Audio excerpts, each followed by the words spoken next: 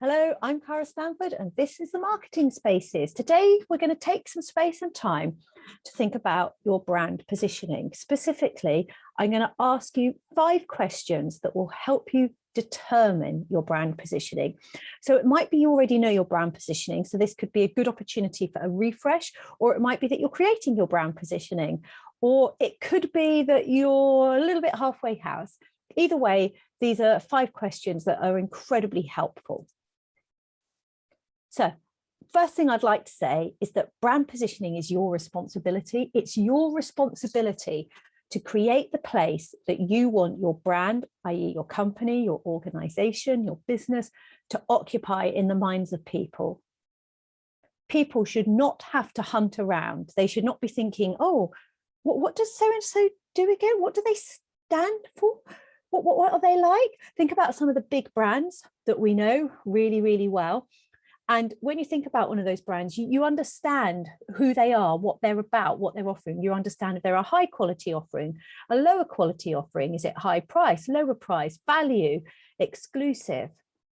They've spent a lot of time and effort and money cultivating that brand positioning.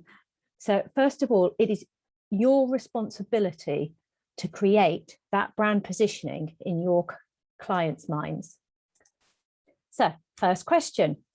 Question 1, what do you want to be known for? Write down 3 words. That's it, 3 words.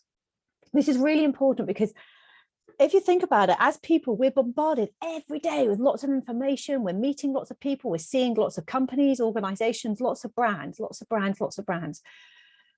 Personally, I don't have time to sit there and remember great big vision, mission, value statements from all of the companies and organizations I engage with. What I do get is a sense of who they are.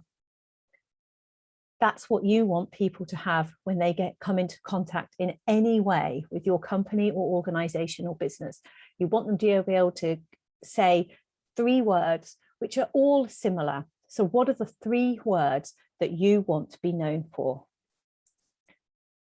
Conversely, what are 3 words you don't want to be known for? So for example, if one of your words was expert positioning, you don't want to be known as an amateur. If one of your words was professional, you don't want to be known as casual, informal, So what don't you want to be known for? And when people look at me blankly, I always say, what would utterly make you cringe if somebody described your company as this? This is quite an important thing to do. I remember doing this with a group of clients once, and somebody said, oh, we want to be known as friendly. And one of the other directors went, no, I do not want this company to be known as friendly. We want to be known as approachable. We want people to be able to approach us, to be able to talk with us openly and freely, but we are not their friends. We are professionals offering a highly professional service. Important distinction. So think about these 3 words clearly. Question 3, how are you described compared to similar businesses? One of the key points of brand positioning is that people can distinguish you from competitors. And remember, a competitor isn't just somebody that people might pay for. It might be a competitor to their time, a competitor to their energy. So I run a marketing consultancy, and the main competitor that I come up against is people giving it a go themselves rather than choosing me. So how do you want to be compared to similar businesses or competitors? So begin this with we're. We're different because. We're better because. Have a think about this. And this is important because you can't serve every single person. Your company, your organization, your business will be set up to best serve, to best offer a product or a service to certain groups of people. So be very clear on that so that you're attracting the right type of people into your organization, the right type of people to you who you are best placed to sell something to or offer something to. So in comparison to others, we're. Let's apply realism. How realistic is the brand position you wish to occupy? If you're sat there as perhaps a solopreneur or a micro business saying, in 2 years, I want to have global domination. Is that achievable? It might be achievable to be global. What does global mean? How do you define global? Is it achievable to say we want to be the market leader? Who else is in your marketplace?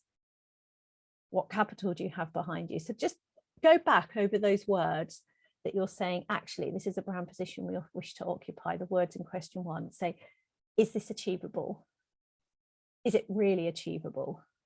And for you to know if it's really achievable, you have to be looking at the marketplace to see if other people are occupying that brand positioning, but also, can you create that as a business? Can you create that as an organization? Fifth question, does your desired brand position fit with your mission, your vision, your values, your objectives? So for example, if your values are, we're a caring, compassionate, open organization, and your desired brand positioning is, we want to be number one and we want to be aggressive about it, there's a mishmash here. Now, clearly I've exaggerated that, but have a look back and say, right, does the brand position that we wish to occupy fit in with what we're trying to achieve and the way that we are setting up this organization and the company culture? So I would recommend that to help you make your desired brand positioning a reality, you start looking at your visuals and go back to those 3 words and say, this is who we want to be known as. This is who we don't want to be known as. Do your visuals convey that? Do your words and tone of voice convey that? Is what you're expressing conveying that? Is where you express it conveying that? What tools are you using? Where are you putting your messages out there? Where are you appearing? And how are you expressing it? And the trick here is consistency. It's not just, brand positioning isn't just picking a color or a logo or a few words and saying it here and there. It's in absolutely everything that you do, every way that your organization interacts with the outside world has to reinforce that desired brand positioning. Thank you very much. I'm Cara Stanford, and this is the Marketing Spaces.